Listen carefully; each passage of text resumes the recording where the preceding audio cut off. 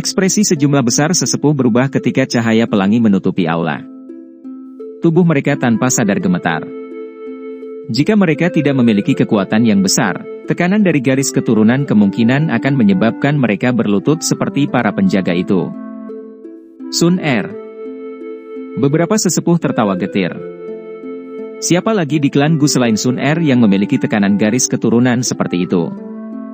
Sosok cantik perlahan berjalan ke aula besar di bawah mata banyak orang. Cahaya pelangi menyebar dari alisnya. Sun Er, sembunyikan dulu tato klan. Penatua Tongshuan mendesah tanpa daya. Dia melirik ke arah penatua Gushan, yang ekspresinya agak jelek saat dia berbicara. Setelah mendengar kata-kata penatua Tongshuan, cahaya pelangi yang dipancarkan dari antara alisnya secara bertahap melemah. Dia berjalan ke sisi meja rapat. Beberapa amarah muncul di matanya yang cantik. Dia tahu bahwa orang-orang ini pasti tidak akan menerima Xiao Yan. Meskipun dia telah menunjukkan kekuatan yang sangat besar, diam-diam orang-orang ini tetap tidak bisa menahannya. Sun Er, kamu adalah anggota klan Gu kami. Pikirkan lebih banyak untuk klan Gu saat Anda bertindak. Wajah Gushan tenggelam saat dia mencoba menegurnya. Penatua Gushan, meskipun saya adalah anggota dari klan Gu, ada beberapa hal yang tidak boleh Anda sampaikan secara berlebihan. Klan Gu kita telah mendapatkan keuntungan besar dalam hal tempat yang tersedia. Selain itu, tempat untuk klan Xiao selalu diserahkan ke klan Gu kami sejak mereka meninggalkan dataran tengah. Dengan kata lain, klan Gu kita telah mendapatkan keuntungan dari bantuan mereka. Sekarang Xiao yang telah tiba di sini setelah banyak melewati kesulitan, tidak hanya Anda tidak berencana untuk mengembalikan tempat itu kepadanya, Anda bahkan berpikir untuk mengecualikannya. Siapapun yang memiliki hati nurani tidak akan melakukan hal seperti itu kan? Sun Er memelototi Gushan. Kata-katanya menjadi sangat tegas, menyebabkan wajahnya tenggelam. Dia merasa sulit untuk membalas. Sun Er, tempat ini adalah tempat para sesepuh mendiskusikan berbagai masalah. Anda menerobos di sini telah melanggar aturan. Gu Qian mengerutkan kening saat dia datang dengan jawaban. Penatua Gu Qian, apakah Anda lupa tentang otoritas tato klan pelangi? Sun Er menuntut dengan dingin. Gu Qian kaget saat mendengar ini. Dia segera merasa sedikit pahit. Menurut aturan klan Gu, setiap anggota klan yang memiliki tato klan pelangi akan mampu melampaui sebagian besar tetua dalam hal posisi. Memasuki ruang pertemuan ini tidak melanggar aturan apapun. Baiklah, berhenti berdebat, penatua Tongshuan mengerutkan alisnya saat dia akhirnya membuka mulutnya dan memerintahkannya. Aula besar menjadi jauh lebih sunyi setelah mendengar suaranya. Banyak mata tertuju pada penatua Tongshuan. Memang agak berlebihan untuk mengecualikan Xiao Yan, menambahkannya ke daftar nama makam surgawi ini.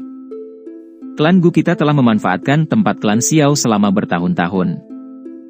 Sekarang saatnya mengembalikan pada mereka. Apalagi, hanya satu Xiao Yan dari klan Xiao yang datang.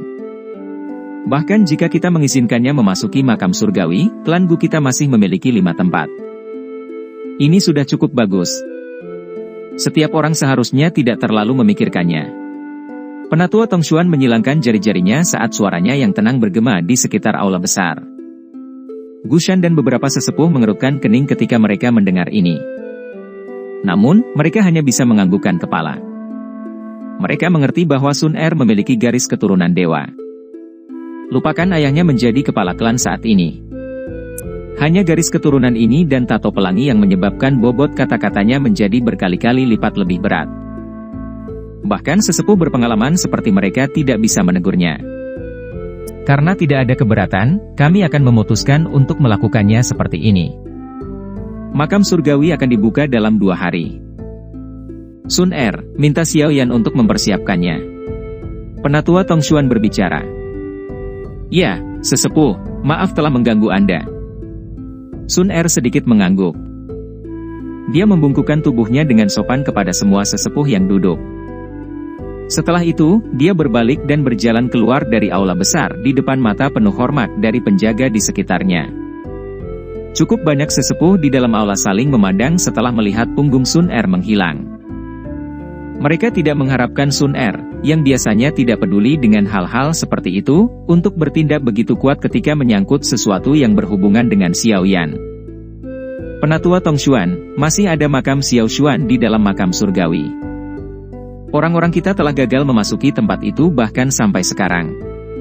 Gushan terdiam sesaat setelah Sun Er pergi sebelum berbicara tanpa sadar. Penatua Tongshuan tidak bisa menahan cemberut ketika dia mendengar kata-kata ini. Kalian semua seharusnya tidak memiliki pemikiran tentang makam Xiao Xuan.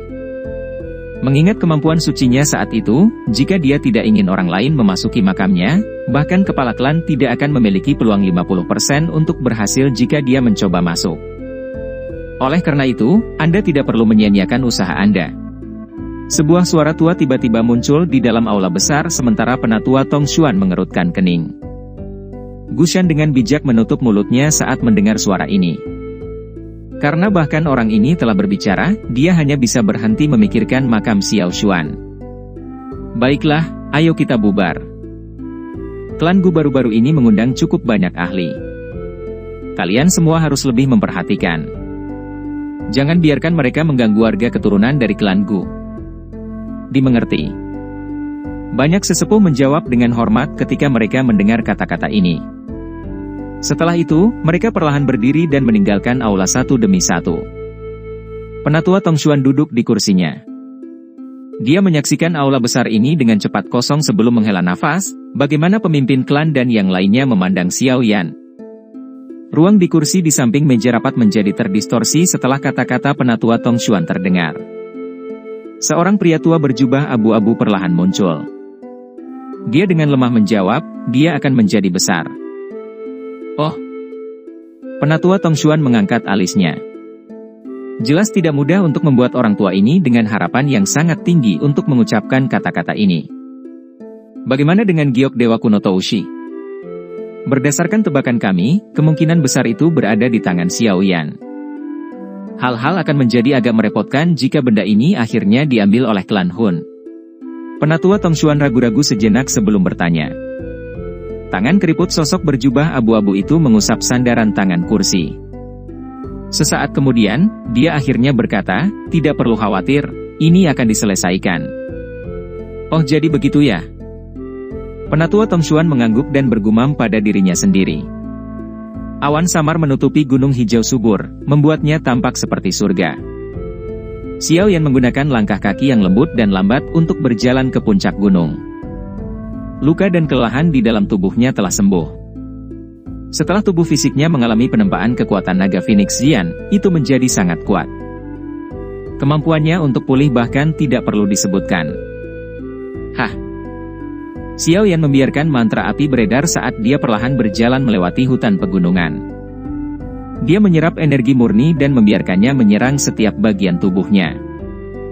Namun, kaki Xiao Yan berhenti saat dia tenggelam dalam keadaan seperti itu. Matanya yang tertutup dengan cepat terbuka. Ekspresi serius muncul di wajahnya saat dia melihat ke tepi jalan pegunungan di depannya. Sesosok berdiri dengan tangan di belakang punggung di tempat itu. Kejutan melonjak ke mata Xiao Yan saat dia melihat punggung itu. Dari indranya, orang ini bahkan tidak memiliki aura sedikit pun. Seolah-olah orang ini berada di ruang yang berbeda. Namun, itu mungkin yang terlihat bagi seseorang yang biasa dengan mata telanjangnya.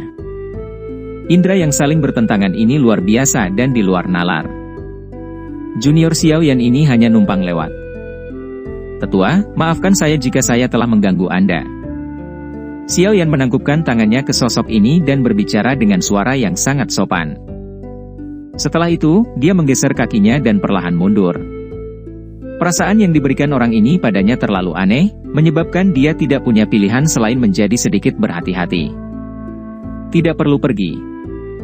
Aku telah menunggumu di sini. Xiao Yan baru saja melangkah mundur saat tawa samar terdengar di samping telinganya. Matanya menjadi silau. Kali ini dia memfokuskan pikirannya, dia menemukan bahwa dia sudah berada di puncak gunung. Awan berlama-lama di sekelilingnya, memberinya suasana surga. Namun, ini menyebabkan hawa dingin meningkat di dalam hati Xiao Yan. Taktik macam apa ini? Dia telah bertemu ahli yang tak terhitung jumlahnya selama bertahun-tahun.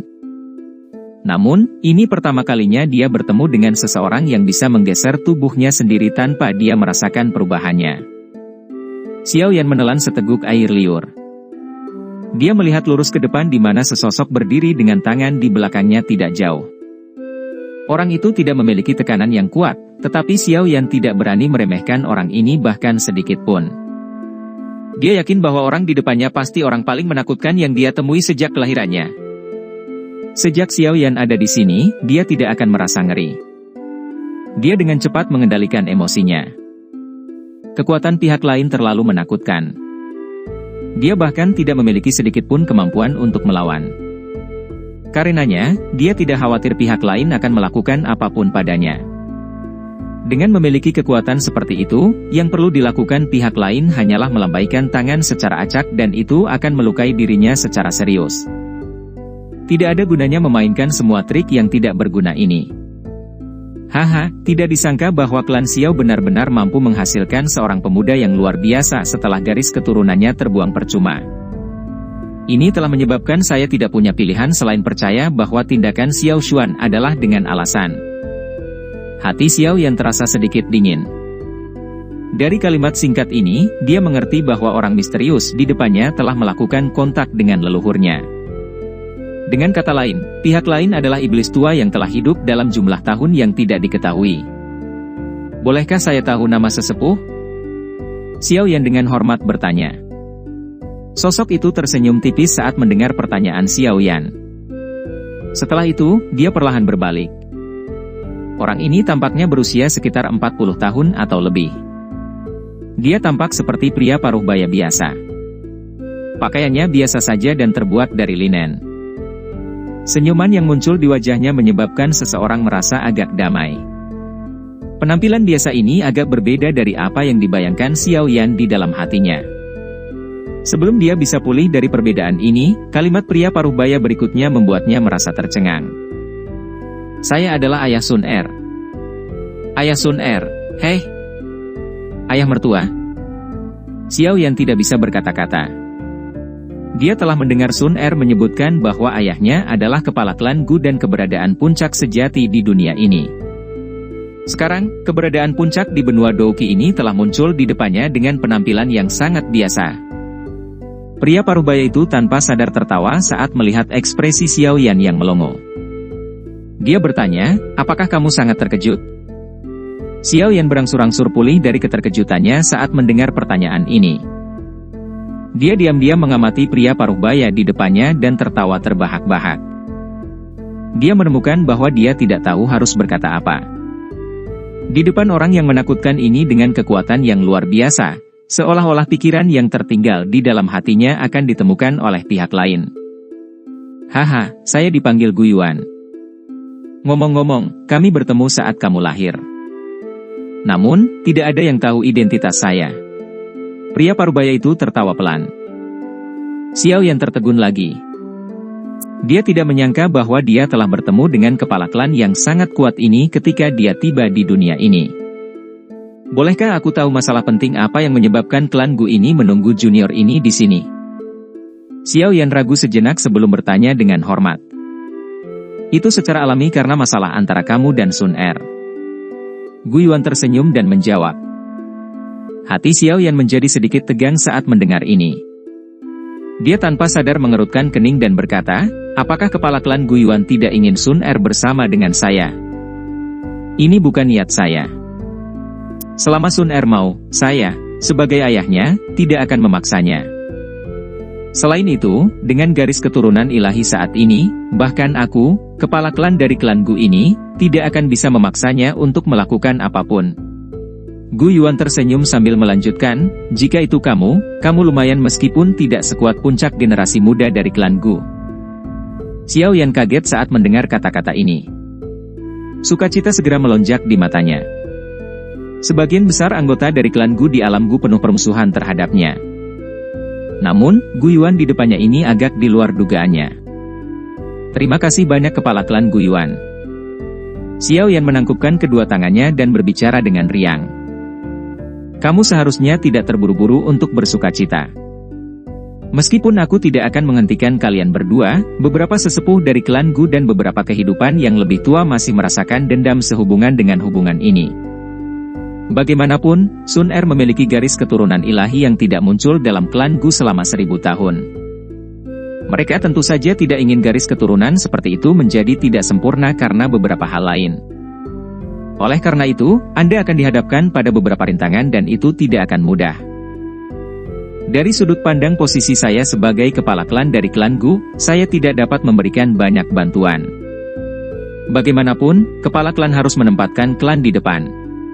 Gu Yuan menjelaskan dengan samar. Xiao Yan diam saat dia mengangguk. Tentu saja, selain posisi kepala klan, saya juga ayah Sun Er. Saya secara alami akan menyukai sesuatu selama itu adalah sesuatu yang dia suka. Gu Yuan samar-samar tersenyum dan berkata, saya cukup puas dengan Anda. Meski garis keturunan dalam tubuh Anda telah terbuang percuma, Anda tetap bisa mengandalkan kerja keras Anda sendiri untuk meraih sesuatu yang tidak kalah dengan mereka yang memiliki garis keturunan tersebut. Ini sangat mengagumkan. Sejujurnya, jika aku tahu hasilnya akan seperti ini, aku tidak akan mengirim Sun Er ke klan Xiao saat itu. Tidak disangka aku tidak hanya gagal mendapatkan hal itu, aku juga akhirnya kehilangan seorang putri. Perdagangan ini benar-benar merupakan kerugian besar.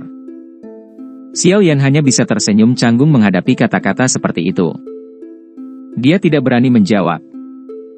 Aku tidak akan ikut campur dalam urusan kalian berdua. Namun, saya ingin Anda menjanjikan saya beberapa hal. Jantung Xiao Yan berdebar kencang saat mendengar kata-kata ini. Dia dengan hati-hati bertanya, bolehkah saya tahu apa itu? Tenang, itu bukan sesuatu yang sulit dicapai. Saya hanya berharap bahwa ketika Anda bersama dengan Sun Er di masa depan, Anda akan mengizinkannya untuk mempertahankan tubuh yang tidak tersentuh sebelum dia mencapai kelas Dou Sheng. Gu Yuan ragu-ragu sejenak saat dia berbicara. Wajah Xiao Yan segera menjadi malu saat mendengar ini. Dia tidak membayangkan bahwa hal yang Gu Yuan ingin dia janjikan adalah permintaan yang konyol. Apakah wajahku ini tampak seperti wajah orang yang cabul? Xiao Yan sedikit bergumam. Haha, seorang anak muda pasti akan mengalami saat-saat ketika seseorang impulsif. Apalagi kalian berdua tidak sering bersama. Batuk. Gu Yuan tanpa sadar dan batuk kering. Dia berkata, yang terpenting adalah garis darah dalam tubuh Sun Er tidak stabil, dan kamu juga bukan anggota klan Gu. Jika Anda melakukan hubungan intim secara acak, itu akan merusak garis keturunan di dalam tubuh Sun Er.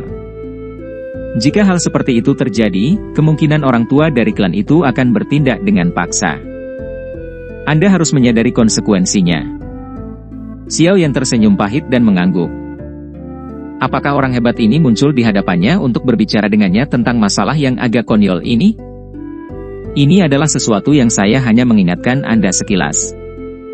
Alasan terbesar bagi saya untuk mengungkapkan diri saya adalah karena giok dewa kuno Toushi pada Anda. Gu Yuan berhenti. Setelah itu, dia menatap Xiao Yan dan perlahan berbicara. Ekspresi Xiao Yan tanpa sadar berubah ketika dia mendengar kata giok dewa kuno Toushi. Dia secara alami sadar bahwa giok dewa kuno Toushi adalah benda berharga dalam klan Xiao. Alasan Hall of Souls menangkap ayahnya adalah karena potongan batu giok kuno yang misterius ini. Namun, hampir tidak ada yang tahu bahwa batu giok kuno itu bersamanya. Giok dewa kuno Toushi adalah Doudi terakhir di benua Douki. Setelah dia, tidak ada satu orang pun yang berhasil mencapai tingkat Doudi, yang hanya ada dalam legenda bahkan sekarang. Gu Yuan berbicara sendiri tanpa khawatir tentang perubahan ekspresi Xiao Yan. Dikabarkan bahwa ketika giok dewa kuno Toushi meninggal, dia meninggalkan sisa-sisa Doudi. Di dalamnya berisi rahasia menerobos kelas Dou Sheng, tidak ada yang menemukan sisa-sisa Doudi bahkan sekarang, pertempuran besar meletus di antara 8 klan kuno dan beberapa faksi super dari dataran tengah bertahun-tahun yang lalu.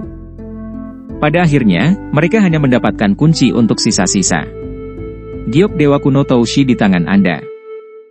Benda ini biasanya dibagi menjadi 3 bagian, tetapi setelah mengalami serangkaian pertempuran yang menyedihkan, itu dibagi menjadi 8. Secara kebetulan, mereka diperoleh oleh 8 klan kuno saat itu.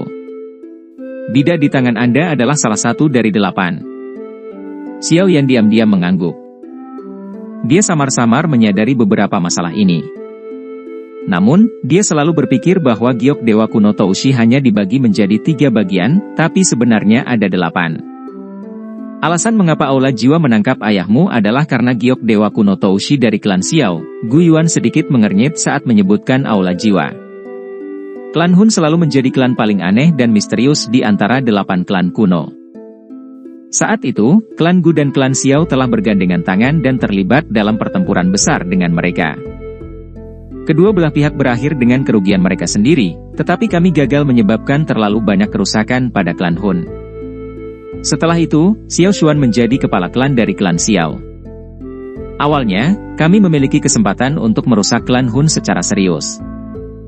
Namun, Xiao Xuan akhirnya dikepung dan dibunuh oleh banyak ahli dari klan Hun. Oleh karena itu, klan Xiao bertekuk lutut.